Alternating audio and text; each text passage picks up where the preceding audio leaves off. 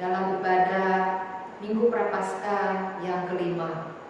Biarlah kita semakin dekat kepada Tuhan, semakin kita mengerti bagaimana seharusnya kita hidup sebagai anak-anak Tuhan. Mari kita siapkan hati kita mengambil waktu teduh sejenak di hadapan Tuhan.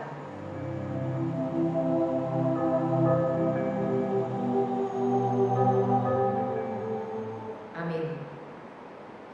Kita akan menyanyikan satu pujian, Hidup Bagimu. Biarlah lagu ini mengingatkan kita supaya kita disadarkan kita bukan hidup bagi yang lain-lain, tapi biarlah hidup kita berikan bagi Tuhan. Hidup bagimu.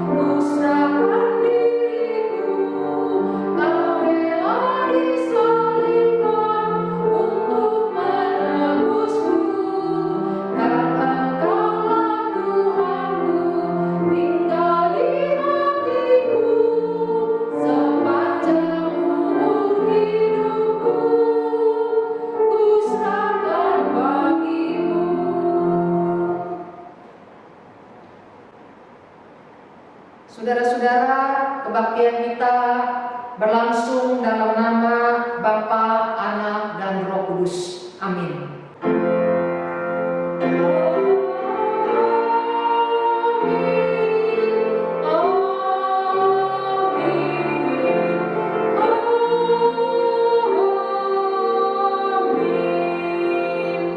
Tuhan beserta saudara dan beserta saudara juga.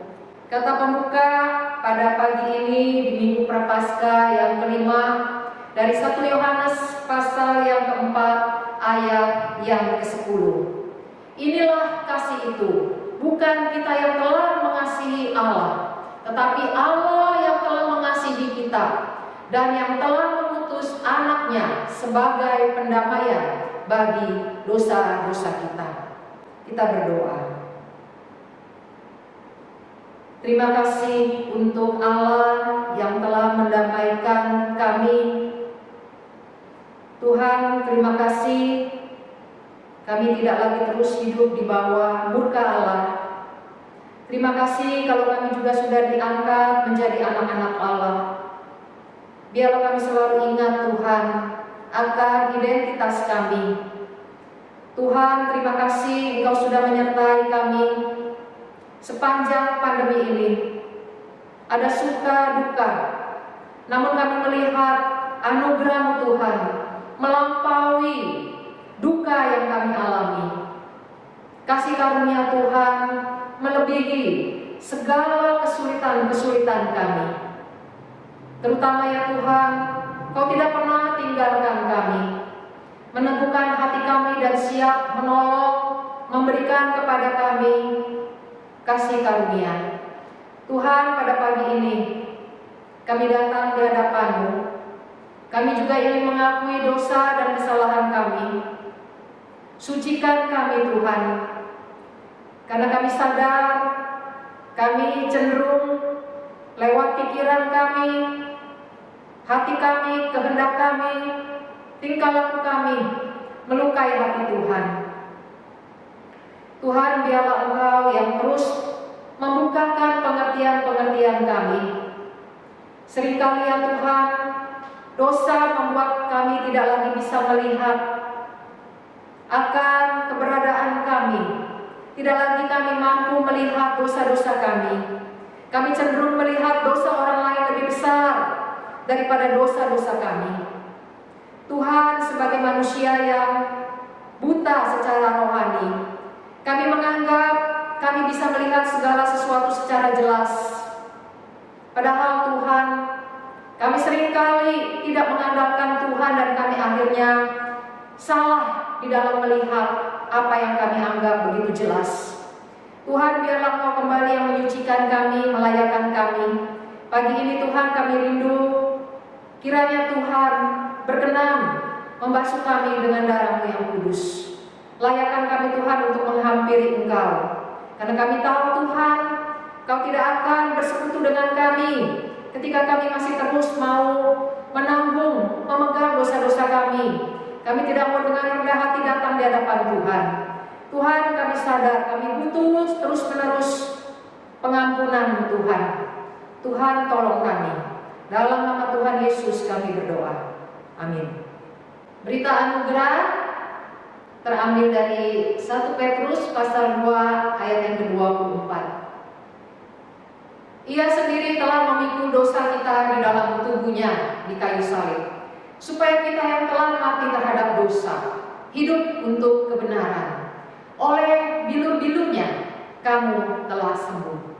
Demikianlah berita anugerah dari Allah. Syukur kepada Allah. Kita akan mempersiapkan hati kita untuk merenungkan firman Tuhan di Minggu Prapaskah yang kelima ini. Apa yang Tuhan ingin katakan kepada kita, biarlah kita juga boleh lakukan di dalam hidup kita.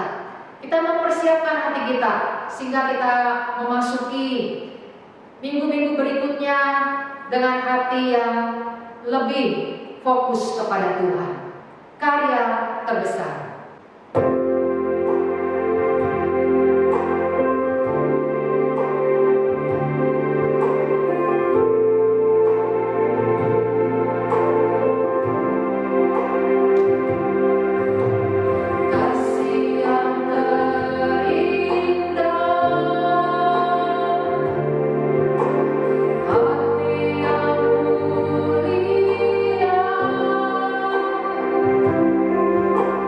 Hanya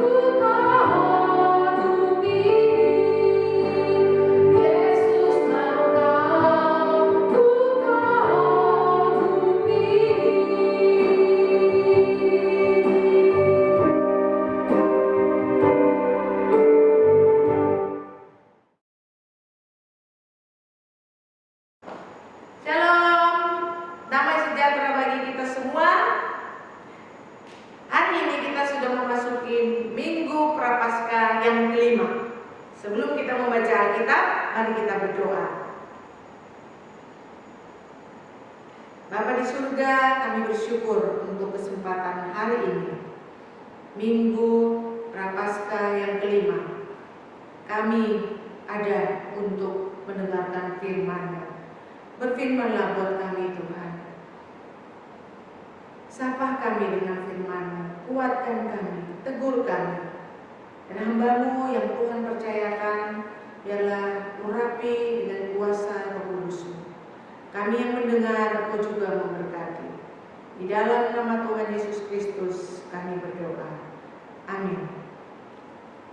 Kita akan membaca di dalam kitab Injil Matius pasal 26 ayat yang ke-57 sampai ayat 68. Demikian firman Tuhan. Yesus di hadapan mahkamah agama. Sesudah mereka menangkap Yesus, mereka membawanya menghadap Kayafas, imam besar. Di situ telah berkumpul ahli-ahli Taurat dan tua-tua. Dan Petrus mengikuti dia dari jauh sampai ke halaman imam besar. Dan setelah sampai ke dalam, ia duduk di antara pengawal-pengawal untuk melihat kesudahan perkara itu. Imam-imam kepala, malah seluruh mahkamah agama mencari kesaksian palsu terhadap Yesus supaya ia dapat dihukum mati. Tetapi mereka tidak memperolehnya walaupun tampil banyak saksi dusta.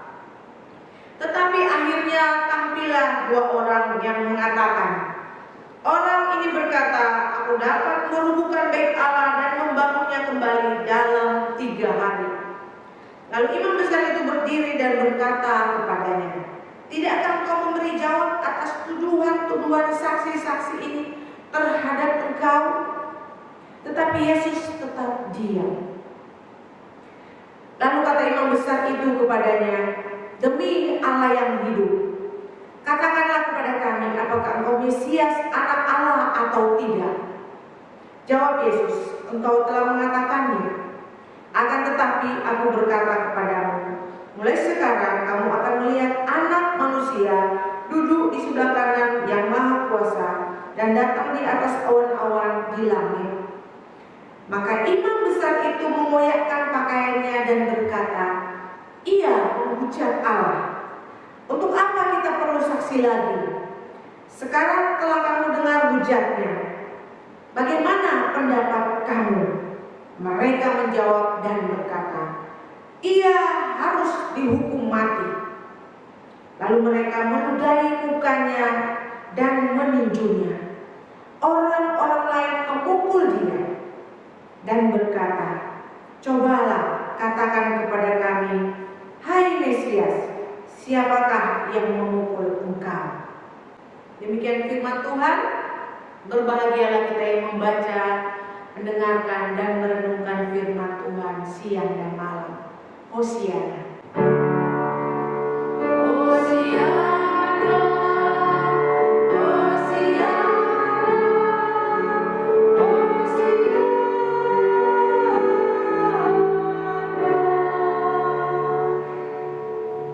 Ia harus dihukum mati. Tema kita pada pagi hari ini. Kita akan melihat di dalam Matius pasal 26, Yesus Kristus berada di hadapan mahkamah agama. Ya. Mahkamah agama itu adalah dewan tertinggi di Yerusalem untuk urusan agama.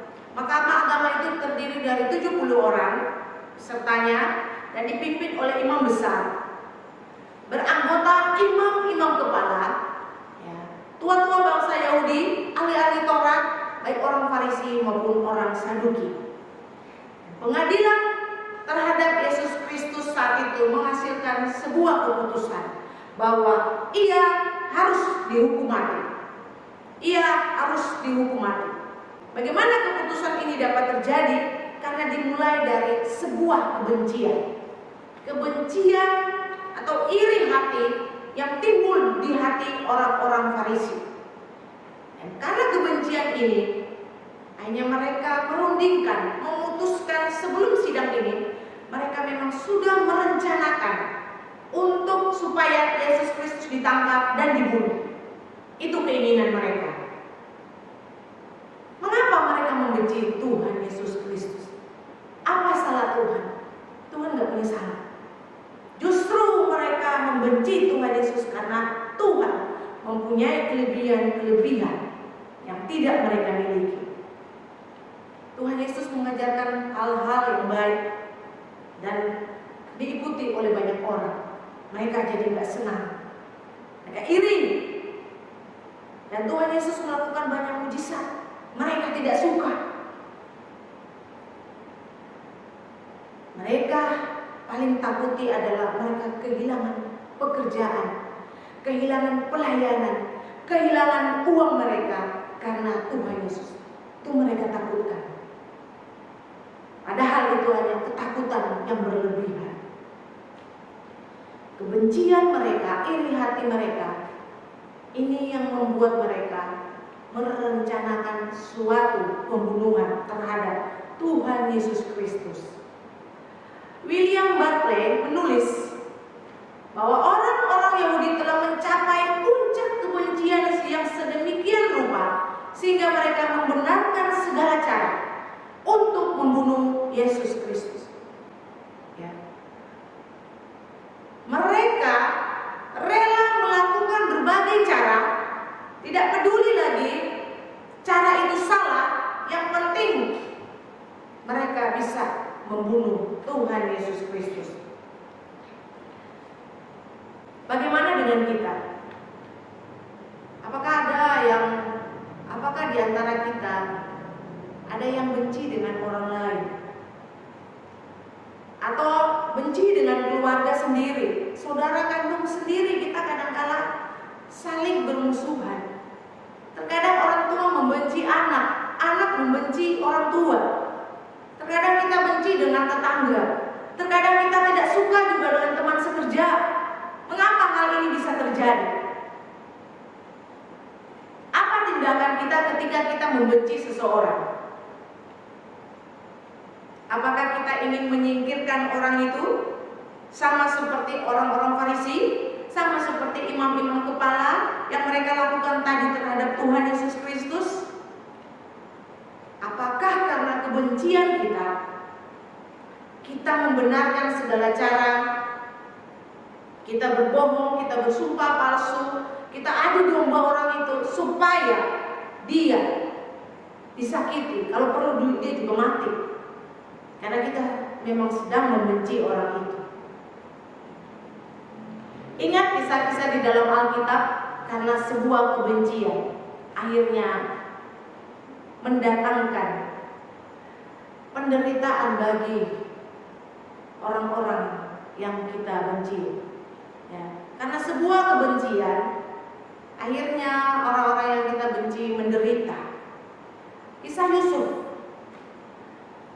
kebencian yang membutakan hati saudara-saudaranya, diawali dari iri hati karena dia diistimewakan oleh ayah mereka dan mereka tidak suka. Mereka ingin membunuh Yusuf, disingkirkan dari rumah, pokoknya dia harus keluar dari rumah. Apapun caranya, bagaimanapun caranya, pokoknya dia harus keluar dari rumah ini. Ini yang terjadi karena kebencian. Kita ingin menghancurkan orang lain. Kita akan melihat dosa daripada sebuah kebencian. 1 Yohanes 2 ayat 9. Barang siapa berkata bahwa ia berada di dalam terang, tetapi ia membenci saudaranya, ia berada di dalam kegelapan sampai sekarang. Alkitab mengingatkan kita, jangan mengaku kita anak Tuhan, jangan mengaku bahwa kita adalah milik Kristus, pengikut Tuhan, tapi kita sendiri hidup di dalam kegelapan. Kita sendiri tidak mentaati akan firman Tuhan. Kita pendam kebencian, kita pendam iri hati kita, dan kita benci dengan orang lain. Ibrani 12 ayat 15. Jagalah supaya jangan ada seorang pun menjauhkan diri dari kasih karunia Allah. Jangan tumbuh akar yang pahit yang menimbulkan kerusuhan dan yang mencemarkan banyak orang.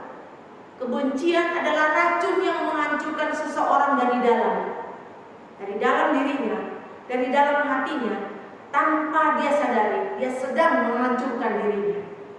Dia sedang menggerogoti hati dan pikirannya, merusak hatinya, merusak tubuhnya, dan merusak masa depannya. Ya, kalau sampai membunuh, dia busuk di penjara. Dia merusak masa depannya. Sehingga Alkitab mengingatkan kita, jagalah. Jangan sampai kita menjauhkan diri dari kasih karunia Allah. Ingat bahwa kita ini hidup karena kasih karunia Tuhan. Ingat bahwa kita hidup karena belas kasihan Tuhan. Kita hidup karena keselamatan yang Tuhan berikan. Mengapa kita masih ada di dalam kebencian?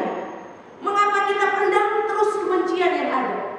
Sehingga Alkitab ingatkan, jangan biarkan akar pahit itu tumbuh di dalam hati kita. Karena akan mencemarkan banyak orang. Bukan cuma menghancurkan diri kita, tapi juga merusak orang lain. Alkitab ingatkan kita, jangan biarkan akar pahit tumbuh di hati kita. Jangan biarkan akar pahit tumbuh di hati kita. Bagaimana dengan Bapak Ibu saudara-saudari yang kekasih? Sampai hari ini ada yang kita benci. Sampai hari ini bertahun-tahun ada yang simpan kepahitan. Ada yang begitu dendam dengan seseorang. Sampai hari ini kita tidak suka dengan dia. Jangan sampai kita tidak menyadari kita sedang merusak hati kita. Kita sedang merusak masa depan kita. Kita sedang merusak pikiran kita. Karena orang yang dihantui oleh kebencian tidak akan pernah tenang dalam hidupnya. Dia akan menjadi orang yang gelisah. Dan dia akan menjadi orang yang tidak ada damai sejahtera dalam dirinya. Tuhan sudah ingatkan tadi bagaimana dosa kebencian. Tuhan ingatkan kita, jangan pelihara kebencian di hati. Kita akan melihat Matius 26 ayat 61. Tuduhan tentang baik Allah yang dituduhkan kepada Yesus Kristus. Orang-orang itu berkata bahwa mereka pernah mendengar Yesus Kristus berkata, "Aku dapat merubuhkan bait Allah dan membangunnya kembali dalam 3 hari." Kata mereka, Yesus pernah berkata seperti itu. Peristiwa itu terdapat di dalam Yohanes 2 ayat 19. Kejadian itu juga 3 tahun yang lalu. Yesus juga berkata lain, bukan seperti tuduhan mereka. Yesus berkata di dalam Yohanes 2 ayat 9, rombak bait Allah ini, dan dalam 3 hari aku akan mendirikannya kembali. Tuhan gak bilang saya merombak bait Allah, saya yang akan merusak bait Allah. Tapi memang kalau sudah gak suka dengan seseorang, mereka akan melakukan berbagai cara supaya orang itu bisa disalahkan. Kenapa peristiwa 3 tahun yang lalu diungkit? Karena memang tuduhan yang dicari-cari, tuduhan yang tidak berdasar, tuduhan yang memang tidak pernah dilakukan oleh Tuhan Yesus Kristus. Kita melihat di dalam kisah Stefanus, kisah Rasul pasal 6 juga dikisahkan Stefanus pernah mengalami hal yang sama, dituduhkan yang tidak pernah dia lakukan. Mereka katakan orang ini terus-menerus mengucapkan perkataan yang menghina tempat kudus ini atau menghina bait Allah dan hukum Taurat. Katanya Stefanus pernah menghina bait Allah dan pernah menghina hukum Taurat. Bayangkan tuduhan yang menyakitkan terhadap pengikut Yesus Kristus. Rasul Paulus pun pernah mengalami hal yang sama. Mereka katakan, hai orang-orang Israel, tolong, inilah orang yang di mana-mana mengajar semua orang untuk menentang bangsa kita. Katanya Rasul Paulus mengajar kepada semua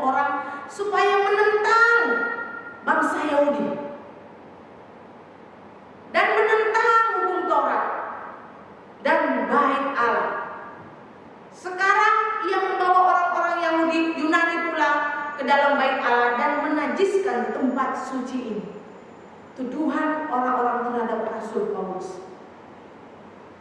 Hal ini membuktikan bahwa pengikut Yesus pun mengalami hal yang sama dengan Tuhan Yesus Kristus.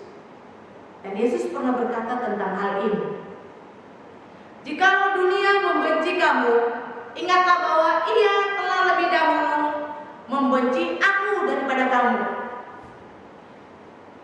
Sebelum kita dibenci oleh orang lain, Tuhan kita pun sudah dibenci oleh orang.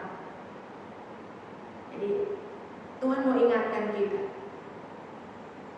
peristiwa-peristiwa menyakitkan yang kita alami, Yesus Kristus pun pernah mengalaminya. Dan biarlah kita belajar seperti bagaimana Tuhan Yesus bereaksi dengan tuduhan-tuduhan mereka. Kita melihat bagaimana reaksi Tuhan Yesus Kristus ketika menghadapi tuduhan mereka. Matius 26 ayat 62 dan 63. Lalu imam besar itu berdiri dan berkata kepada Yesus, "Tidakkah engkau memberi jawab atas tuduhan-tuduhan saksi-saksi ini terhadap engkau?" Tetapi Yesus tetap berdiam. Lalu kata imam besar itu kepadanya, "Demi Allah yang hidup, katakanlah kepada kami apakah engkau Mesias, anak Allah atau tidak." Mengapa Yesus berdiam ketika dia didesak oleh tuduhan palsu itu? Kenapa Yesus tidak membela diri saat itu? Kenapa Yesus tidak berkata, "Saya tidak pernah mengatakan hal itu"? Kenapa Yesus Kristus berdiam saat itu? Yang pertama, karena memang Yesus merasa tuduhan mereka tidak perlu dijawab. Untuk apa? Apa untungnya? Yesus menunjukkan kepada kita bahwa kejahatan tidak boleh dibalas dengan kejahatan. Tuduhan-tuduhan yang menyakitkan tidak perlu kita balas dengan tuduhan-tuduhan yang menyakitkan kepada orang lain. Karena Yesus Kristus mengajarkan kasih kepada kita. Kalau engkau dilempar batu, balas dengan lempar kapas. Artinya, jangan membalas kejahatan dengan kejahatan. Apakah kita melakukan hal ini? Ketika kita dituduhkan hal yang tidak pernah kita lakukan, apakah kita tidak membalas? Yang kedua, mengapa Yesus Kristus berdiam? Yesus sedang menjalankan misi Allah untuk menyelamatkan umat manusia. Dia sedang menjalankan tugas Allah. Jadi Yesus Kristus tidak perlu berdebat dengan banyak orang, tidak perlu berantem dengan banyak orang. Dia sedang menjalankan satu tugas, satu misi, supaya umat manusia dapat diselamatkan. Pertanyaan bagi kita, apakah kita sering dibenci oleh orang lain? Apakah kita sering dibenci oleh orang lain? Bagaimana reaksi kita kalau kita dibenci? Membalas? Ikut mencaci maki? Membela diri? Bagaimana cara kita menyelesaikan ketika kita mengalami tuduhan yang tidak enak? Bagaimana cara kita menyelesaikannya? Ingat, Yesus Kristus pun pernah mengalami hal yang lebih buruk karena sebuah kebencian. Kita boleh belajar dari cara Yesus mengajarkan. Kita boleh belajar bagaimana Yesus Kristus menyelesaikan persoalannya. Yesus berdiam diri. Apa tujuan daripada berdiam diri? Ajaran apa yang bisa kita dapatkan dari berdiam diri Tuhan Yesus Kristus? Saya mencatat ada 3. Yang pertama, untuk mengendalikan pikiran kita. Ketika kita berdiam diri, kita menjadi tenang, sehingga kita tidak berpikir negatif, kita tidak berpikir buruk, dan kita tidak berpikir hal-hal yang menyakitkan kita. Untuk mengendalikan pikiran kita, perlu untuk berdiam diri. Apalagi bagi kita yang seringkali suka emosi, cepat marah, apa-apa langsung emosi. Kalau ada persoalan di mana-mana, lebih baik kita berdiam diri. Karena itu untuk menenangkan pikiran kita. Kedua, diteguhkan untuk menghadapi setiap proses. Diteguhkan. Ketika kita berdiam diri, kita menjadi lebih bijak menghadapi problema yang ada. Kita menjadi lebih tenang, kita menjadi tangguh. Karena kita berdiam diri. Jadi kita ada kekuatan. Kita menjadi tangguh, kita menjadi lebih bijak. Yang ketiga, kebenaran firman Tuhan akan memberikan kita ketenangan. Kenapa kita berdiam diri? Kita berdiam diri di hadirat Tuhan, supaya kita mendapatkan damai sejahtera. Yesaya 32 ayat 17 berkata, di mana ada kebenaran, di situ akan tumbuh damai sejahtera. Dan akibat kebenaran ialah ketenangan dan ketentraman untuk selama-lamanya. Kalau kita tenang, kalau kita berdiam diri, kebenaran akan tumbuh di situ dan kita akan memiliki damai sejahtera. Tuhan mengharapkan kita lebih baik memandang ke depan, hal-hal yang positif. Lihatlah tentang kemuliaan Tuhan. Lihatlah pribadi Yesus Kristus ketika dia mengalami peristiwa-peristiwa yang tidak enak. Bagaimana reaksi Tuhan? Apakah Tuhan membalas? Mari kita melihat bagaimana kuasa Tuhan. Lebih baik kita lihat kuasa-kuasa Tuhan yang ajaib, yang mulia daripada kita berpikir hal yang negatif. Pandanglah rencana Tuhan. Apa maksud Tuhan dengan kejadian yang saya alami? Pernah kita berpikir seperti itu? Apa maksud Tuhan? Kenapa saya mengalami hal ini? Pernah kita berpikir, apa rencana Tuhan di balik semua yang saya alami? Orang yang banyak berdiam diri di hadirat Tuhan akan menjadi orang-orang yang jauh lebih tenang menghadapi badai dan jauh lebih tangguh menghadapi tantangan kehidupan. Sekesaksian dari Henry Weiss, ya, ini seorang yang pintar sekali meloloskan diri dari berbagai perangkap. Dia ahli di dalam meloloskan diri dari berbagai perangkap. Dalam beberapa detik, ya, entah itu tali atau pintu sel, borgol atau lainnya, dia bisa buka dalam sekejap. Kalau dia sedang terikat, dia bisa buka dalam beberapa detik. Satu kali dia di penjara, dan dia berpikir gampang dia bisa buka gembok dari penjara itu. Tapi dia sudah mencoba, ternyata dia sudah menghabiskan waktu begitu banyak, tidak berhasil juga. Dia putus asa, dia lelah, dia capek, dia stres. Biasanya kok saya bisa, sekarang enggak. Akhirnya dia terduduk di pintu itu, dia berdiam. Ketika dia bersandar ke pintu itu, tiba-tiba pintu terbuka. Tanpa berbuat apa-apa, ketika dia sedang berdiam, justru pintu itu terbuka. Kenapa? Ternyata pintu yang dia mau buka itu tidak sedang terkunci, justru gemboknya sedang terbuka. Jadi dari cerita ini, dalam berbagai situasi yang kita hadapi, seringkali kita berespon yang salah. Kita berusaha mendesak Tuhan untuk mengubah kondisi kita, tapi lupa sebenarnya Tuhan mau supaya kita berdiam diri sejenak dan mendengarkan suaranya. Dia mau kita tenggelam di dalam hadiratnya, tenggelam di bawah kaki salibnya, tenggelam di dalam firman-Nya, tenggelam di dalam doa. Dia mau seperti itu. Dan tidak terpengaruh dengan kekhawatiran apapun. Tuhan mau kita berdiam diri di bawah kaki salibnya. Jadi hari ini, kalau ada di antara kita yang merasa Tuhan tidak peduli dengan kondisi kita saat ini, kok sepertinya Tuhan membiarkan kita dengan kondisi kekhawatiran yang berlebihan, sepertinya Tuhan membiarkan kita dengan perasaan-perasaan negatif. Kenapa hal ini terjadi? Karena Tuhan menginginkan kita supaya berdiam diri sejenak di bawah kaki salibnya, berdiam diri di hadiratnya, ambil waktu bersama Tuhan.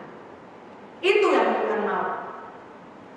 Bapak Ibu jemaat yang terkasih di dalam Tuhan, mungkin selama ini kita sudah lama tidak berdiam diri bersama Tuhan, terlalu sibuk dengan kegiatan kita, terlalu rumit pikiran kita karena memikirkan hal-hal di luar sana, sampai kita tidak punya waktu untuk berdiam bersama dengan Tuhan. Dan Tuhan mengizinkan persoalan-persoalan terjadi supaya kita mengambil waktu berdiam diri bersama dengan Tuhan. Itu yang Tuhan inginkan, kita punya waktu bersama dengan Dia.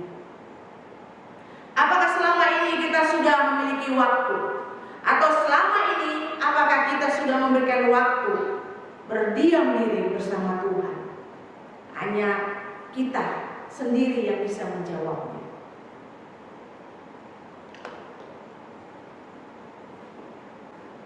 Akhir dari sebuah sidang, kita akan lihat Matius 26 ayat 66 sampai ayat 67. Bagaimana pendapat kamu? Mereka menjawab dan berkata, ia harus dihukum mati. Lalu mereka meludahi muka Yesus, meninju muka Yesus, dan orang-orang lain memukul Yesus. Akhir dari sebuah persidangan, Tuhan disiksa, Tuhan dihajar, Tuhan dihina, dia dicaci, dia diludahi, dia dipukul. Apa yang kita bisa dapatkan dari peristiwa ini? Tuhan selain menceritakan kemuliaannya, Tuhan juga memberikan pengajaran dan teladan kepada kita pada saat Dia disiksa. Apa tindakan Tuhan ketika Dia mengalami penderitaan? Tuhan ingin kita melihat hal ini dan kita belajar akan teladannya. Tuhan seringkali mengajarkan kita hal-hal yang indah tentang firman Tuhan, janji-janjinya. Tapi Tuhan juga mengajarkan kita tentang penderitaan. Bagaimana Dia disiksa, bagaimana Dia dihina. Dan kita pun diharapkan melihat teladan Yesus Kristus. Apa yang Dia lakukan? Bagaimana Dia menyelesaikannya? Bagaimana Tuhan menyelesaikan setiap persoalan atau setiap masalahnya, setiap penderitaannya. Mari kita belajar dari teladan Yesus Kristus. Di dalam sidang, akhirnya Dia diputuskan untuk dihukum mati. Dan kematian Yesus Kristus untuk keselamatan kita. Biar kita belajar dari penderitaan Tuhan Yesus Kristus ketika Dia dihujat, Dia diadili. Tuhan Yesus memberkati. Kita berdoa. Terima kasih Tuhan untuk firman-Mu. Engkau sudah mengajarkan kami bagaimana menghadapi tuduhan. Engkau sudah mengajarkan kami bagaimana menghadapi persoalan. Engkau sudah mengajarkan kami bagaimana ketika Engkau disiksa, Engkau dihina, Engkau dicaci maki, Engkau tidak membalas. Engkau memberikan teladan buat kami supaya kami tenang di dalam menghadapi persoalan hidup kami. Terima kasih Tuhan untuk kematian-Mu di kayu salib supaya kami diselamatkan. Kematian-Mu untuk supaya kami selamat. Dan sebelum kematian-Mu, Engkau mengalami penderitaan yang luar biasa.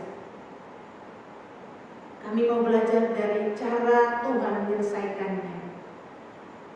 Tolong Tuhan, beri kami hati seperti hati-Mu, hati yang rendah hati, yang tidak emosi, yang tidak menjadi marah, tapi hati yang merendahkan diri, hati yang tenang, hati yang penuh kasih, hati yang mengampuni.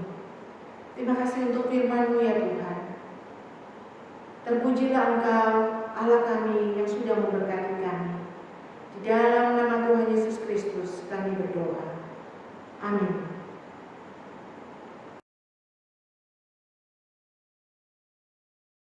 Kita akan mengucapkan pengakuan iman rasuli bersama-sama dengan gereja dari segala abad dan tempat. Kita mengikrarkan pengakuan iman kita seturut dengan pengakuan iman rasuli.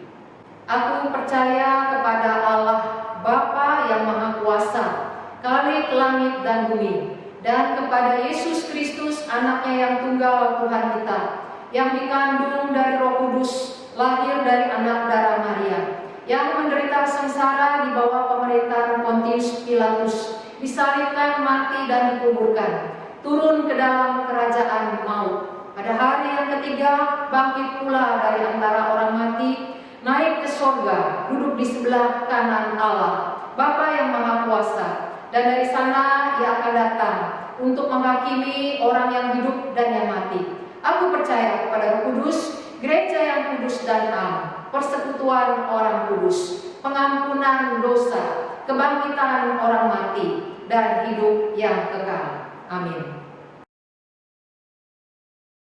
Mari kita sehati, kita masuk di dalam doa. Bapak, terima kasih untuk firman-Mu yang mengingatkan kami supaya kami boleh hidup seperti Tuhan sendiri di dalam menjalani kehidupan ini. Ada kesulitan, tantangan, Tuhan biarlah kami tidak salah. Kami belajar Tuhan akan teladan Tuhan. Kami tidak memakai cara-cara kami sendiri di dalam menyelesaikan kesulitan, pergumulan kami, ataupun juga Tuhan segala hal yang menyakiti hati kami boleh responi seturut dengan firman-Mu. Kau memberikan kami teladan, karena itulah yang akan menjadikan kepada kami kekuatan. Kami melihat Engkau sanggup melaluinya, dan Engkau bukan saja meminta kami untuk melakukannya, tapi Engkau juga memberikan kepada kami Roh Kudus sebagai Roh penolong yang akan memampukan kami untuk melakukan firman-Mu. Bantu kami Tuhan, supaya kami juga boleh melihat orang lain sama seperti kami. Mereka punya pergumulan yang mirip dengan kami. Kami bisa jatuh di dalam dosa, kami bisa melakukan hal-hal yang tidak berkenan. Begitu juga Tuhan, orang-orang yang ada di sekeliling kami. Biarlah ketika kami sadar bahwa kami sendiri pun membutuhkan pengampunan dan anugerah Tuhan, kami juga dengan rela hati Tuhan, kami juga dengan sabar mau memberikan kata maaf kepada orang-orang yang ada di sekitar kami. Kami menyerahkan Tuhan juga buat saudara kami yang berulang tahun, untuk Charlie dan Enrico, anaknya. Tuhan, terima kasih kalau mereka begitu setia, tetap beribadah kepada Engkau. Mereka tetap rindu mempertahankan iman mereka. Di tengah-tengah segala pergumulan yang ada, biarlah Tuhan yang terus tumbuhkan iman mereka, supaya mereka juga memiliki target makin menyerupai Tuhan. Kami serahkan Tuhan kesehatannya, juga usaha Charlie ke dalam tangan-Mu.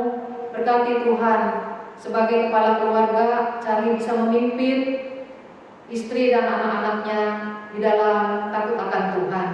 Kami menyerahkan juga Tuhan buat saudara-saudara kami, jemaat kami yang punya pergumulan, baik masalah keuangan, masalah bisnis, ataupun Tuhan keharmonisan keluarga yang terganggu, anak-anak yang sulit untuk dikendalikan, Tuhan, ataupun pasangan-pasangan yang tidak setia. Tuhan, hanya Engkaulah yang sanggup Bapa menolong setiap kami. Jangan biarkan kami putus asa dan tidak berpengharapan. Biarlah kami terus mau datang kepada Tuhan, dan kami percaya ya Tuhan, Kau tidak membiarkan kami Kau akan memberikan kami kekuatan meskipun situasi tidak berubah, tapi Engkau menguatkan iman kami. Berkati juga pemerintah kami Tuhan yang sedang menjalankan proses vaksinasi, berkati di seluruh daerah supaya para dokter, tenaga-tenaga kesehatan yang ada bisa melakukan tugasnya dengan baik. Kami menyerahkan Tuhan supaya Indonesia juga boleh cepat pulih. Kami menyerahkan juga Tuhan untuk bangsa kami, untuk menjalankan pemulihan ekonomi, apa yang mereka rancangkan, biarlah itu boleh terjadi.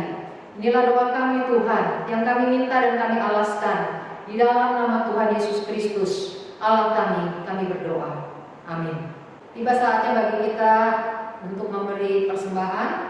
Saya akan bacakan nats persembahan dari 1 Tawarik 29 ayat 17a. Aku tahu ya Allahku, bahwa Engkau adalah penguji hati dan berkenan kepada keikhlasan, maka aku pun mempersembahkan semuanya itu dengan sukarela dan tulus ikhlas. Bagi Bapak Ibu yang ingin memberikan persembahan, bisa melihat QRIS kita yang tertera di layar, atau bagi yang tidak terbiasa boleh mentransfernya ke rekening gereja. Kiranya kita boleh memberi apa yang menjadi bagian Tuhan. Tuhan memberkati setiap kita. Kita menyanyikan Dia Yesus telah mati bagiku sebagai satu lagu pengutusan yang mengingatkan kita bahwa Dia telah memberikan segala-galanya. Apa yang kita berikan bagi Tuhan selain kembali mengagumi Dia, hidup bagi kemuliaan-Nya. Dia Yesus telah mati bagiku.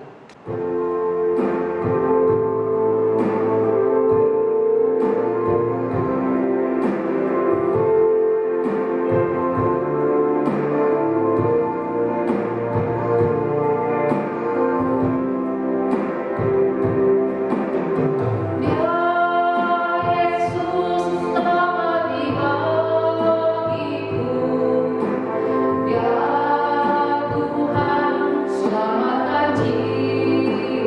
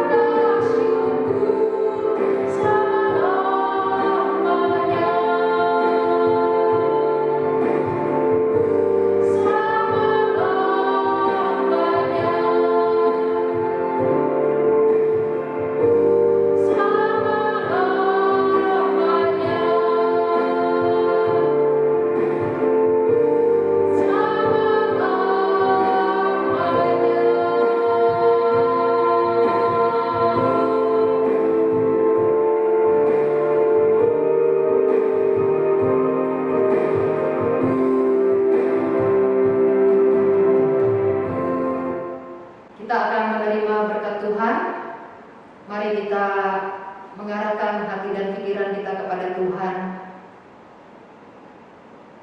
Di Minggu Prapaskah ini Tuhan, biarlah kami pun rindu meneladani Tuhan di dalam setiap aspek hidup kami.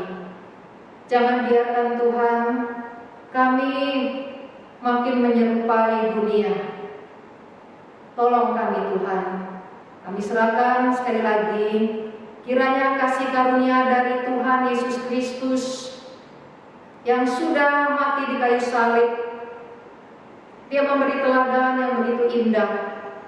Cinta kasih dari Allah Bapa, pertolongan dari Allah Roh Kudus memampukan kita hidup makin hari makin menyerupai Tuhan.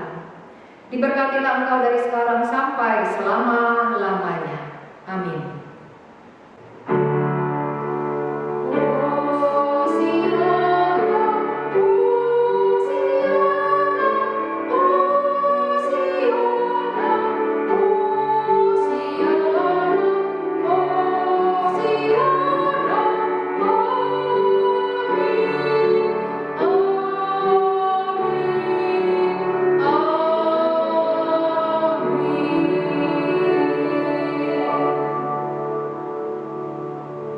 Kebaktian Minggu Prapaskah yang kelima selesai.